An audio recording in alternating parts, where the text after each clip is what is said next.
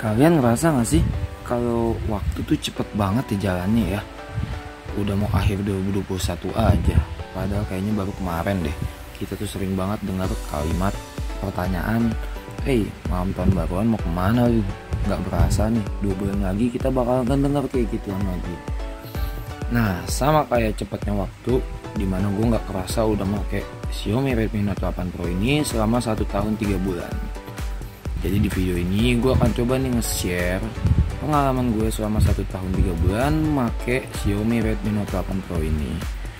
Ya kali aja bisa jadi rekomendasi buat kalian, atau kalian yang lagi pusing nih, bingung nih, punya budget 2 jutaan, kalian bingung mau ngambil handphone apa, dan mungkin kalian ada pikiran tertarik buat Redmi Note 8 Pro ini.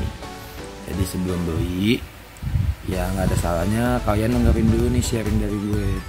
Siapa tahu ada yang bisa jadi deal breaker buat kalian untuk jadi ngambil ini, atau mungkin malah jadi deal breaker sehingga kalian nggak jadi ngambil ini tapi milih handphone yang lain aja. Jadi apaan aja yang akan gue bahas, tonton terus videonya ya. Oh iya, sebelum gue lanjutin lebih jauh lagi, gue mau ngasih tahu dari awal ya, kalau ini nih bukan video review, tapi lebih ke sharing pengalaman pribadi gue selama kurang lebih 1 tahun 3 bulan bersama Xiaomi Redmi Note 8 Pro. Biar kayak orang-orang yang biasa nge-review handphone di YouTube, yang akan gue bahas pertama kali di sini adalah masalah desain ya. Untuk Xiaomi Redmi Note 8 Pro ini desainnya masih kelihatan mewah banget, walaupun kelihatannya mungkin agak jadul ya, karena susunan kameranya dia ke bawah begini, terus ada touch screen lagi, terus ada fingerprintnya itu di belakang, dan mungkin agak kelihatan jadul ya, apalagi depannya juga nih masih pakai poni-ponihan seperti ini. Cuman kalau untuk pendapat gue pribadi, gue suka banget sama desainnya. Kenapa? Karena ketolong banget sama bahannya yang udah metal, udah Corning Gorilla Glass 5. Jadi dia lebih tangguh dan lebih kelihatan premium. Dan bekas sidik jari itu nggak nampak sama sekali. Nempel sih pasti ya, cuman nggak kelihatan sama sekali. Walaupun kita banyak nge-touch kayak gini tanpa soft case ataupun hard case. Untuk bagian sampingnya juga ini masih kelihatan mulus. Padahal gue kalau bisa dibilang itu pemakaian handphonenya agak jorok ya, agak amburadul, agak barbar. Cuman karena handphonenya kuat, strong, dan bahannya mumpuni, jadi handphonenya masih kelihatan gloss sampai sekarang. Nah, itu untuk masalah desain. Baik lagi kalau desain masalah selera ya, mungkin akan berbeda pendapat gue dengan pendapat kalian. Next aja kita bicara masalah layar. Layar mungkin bisa menjadi deal breaker buat kalian yang ingin memanjakan mata kalian kalau lagi nonton film, YouTube, atau main game. Karena kalau menurut gua untuk layarnya sini oke. Dia udah pakai panel IPS dengan resolusi Full HD+. Cuma kalau misalkan kita pakai untuk nonton YouTube, terutama di resolusi di bawah 360p, itu mungkin agak kelihatan, kalau bahasa-bahasa anak zaman sekarang tuh burik kali ya. Ya walaupun mungkin itu nggak akan kelihatan banget, cuman itu mungkin bisa jadi masalah bagi kalian yang biasa pakai layar AMOLED, contohnya AMOLED di Samsung. Mungkin secara otomatis alam bawah sadar kalian bakal ngebandingin banget nih kualitas layarnya sama Samsung AMOLED kalau misalkan kalian lagi nonton YouTube atau nonton film. Cuman bagi kalian yang nggak tahu mentingin masalah layar ya, ini masih oke banget kok, oke banget karena udah Full HD+. Itu tadi untuk masalah layar ya. Yang kedua kita bahas masalah kamera. Untuk kameranya di sini untuk fitur-fiturnya lengkap ya. Di sini ada AI juga kalau kalian pengen lebih tampan kelihatannya. Di sini juga ada mode yang namanya mode portrait. Itu biasanya untuk bokeh-bokehan. Jadi kalau misalkan kalian pengen objeknya fokus sekitarnya blur, kalian bisa pakai mode portrait ini. Di sini juga kita ada mode pro. Kalau misalkan kalian merasa profesional dan bisa ngambil foto yang lebih keren dengan settingan-settingan ISO, white balance, dan teman-teman, kalian bisa setting di mode pro. Nah, di sini kita bisa pilih menu lainnya juga. Di sini kita bisa cek, di sini kita bisa atur. Kalau kalian pengen foto dengan resolusi maksimal 64 megapiksel, kalian tinggal klik di sini. Cuman kalau misalkan kalian pengen coba menu lain bisa. Di sini banyak banget menunya. Di sini ada yang namanya video singkat, ada night mode-nya juga, mode panorama, ada slow motion-nya juga, ada hyperlapse-nya juga, dan ini juga kalian bisa ubah untuk settingan-settingannya. Untuk penempatan letaknya, yang utamanya di mana, ini kalian bisa ubah sendiri, bebas sesuka kalian customize aja handphone kalian. Nah, yang menarik di sini untuk kamera depan bahas kayak nggak usah deh kayaknya, kita muka gue kelihatan. Tapi oke kok, lumayan, walaupun nggak se-oke handphone lain ya, karena ini fokusnya sih lebih ke prosesornya yang kencang ya. Kalau untuk kamera oke, walaupun belum bisa dibilang bagus, tapi mantap lah pokoknya.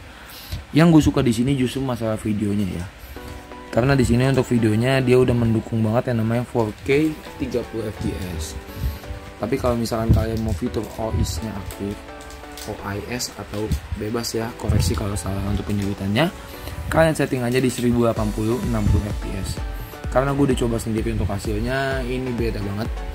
Kalau untuk 1080 60 fps ini jauh lebih stabil, dan buat kalian yang pengen buat konten, kalian pakai aja yang 1080 60 fps. Kita main cepet aja, kita ke masalah gaming mungkin. Karena di sini gue bukan gamers, jadi gue jarang banget sih ya bisa dibilang pakai handphone untuk main game. Jadi sebenarnya gue agak salah sih. Dulu jujur aja waktu gue pengen beli Note 8 Pro ini, gue compare sama Samsung kalau nggak salah dulu seri A51 atau A50 gitu ya. Padahal kan gue kesehariannya itu bukan gamers ya. Kalau kata teman-teman gue, mendingan gue ambil Samsung karena layarnya udah oke. Jadi lebih memanjakan mata gitu dibandingkan gue ambil yang G90T kayak gini nih, handphone gaming tapi gue nggak pernah main game. Jadi katanya sih lebih baik ngambil Samsung.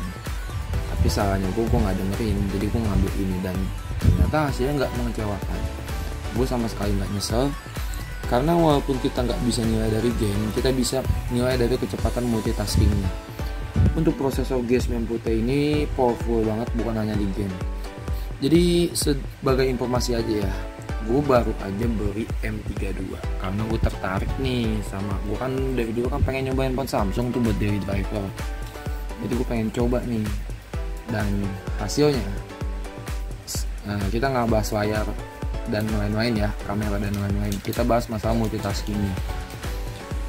Untuk multitasking, untuk buka-buka aplikasi, untuk scroll-scroll, gue ngerasa lebih cepat di Note 8 Pro ini.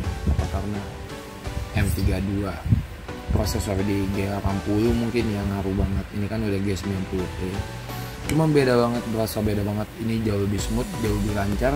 Makanya M32 nya baru 2 minggu udah gue jual lagi, dan gue tetap balik ke Note 8 Pro ini. Nah itu aja untuk prosesor ya. Sekarang kita bahas masalah baterai. Ini baterainya 4500 mAh dengan maksimum fast chargingnya itu di 18 watt. Gue ngecas dengan charger bawaan, ini bisa penuh dalam waktu hanya nggak nyampe 2 jam, dia udah bisa penuh. Dan untuk konsumsi baterainya ini bisa gue pakai untuk daily use gue ya, karena gue bukan gaming, palingan gue buat YouTube sama nonton film aja, itu bisa bertahan seharian. Dengan perumpamaan, gue berangkat kerja itu jam 9 dengan kondisi handphone penuh, dan kalau misalkan gue nyampe rumah itu biasanya masih ada tersisa sekitar 5 sampai 6 sampai 10 lah, kadang-kadang bisa bertahan untuk baterainya. Jadi untuk masalah baterai sih gue masih megang banget sih untuk Note 8 Pro ini, masih sangat bisa diandalkan di 2021. Yang terakhir gue mau sedikit bahas masalah panas ya. Mungkin karena gue bukan gamers ya, jadi gue nggak bisa ngomong banyak soal masalah suhu dari handphone. Cuman untuk pemakaian daily use, untuk Note 8 Pro ini banyak yang bilang kan panas ya. Katanya ada yang bilang apa nggak nyaman dipegang lah. Itu gue sama sekali nggak ngerasain itu di Note 8 Pro ini. Untuk Note 8 Pro ini untuk suhunya bisa dibilang stabil kok, gue enak untuk memakai handphone ini. Nah itu aja ya sedikit yang bisa gue bahas dari Note 8 Pro. Mungkin gue ngomongnya kepanjangan, jadi ada kalian yang bete nungguin gue ngomong gak selesai-selesai. Jadi kesimpulannya gue taruh di akhir aja ya. Kesimpulannya, kalau kalian nyari handphone yang layarnya enak, nyaman di mata untuk nonton film atau YouTube, mungkin ini bukan pilihan yang tepat. Kalian bisa ambil di Samsung dengan layar yang Super AMOLED-nya yang emang gak ada obat ya kalau untuk layar. pokoknya kinclong banget, asik banget.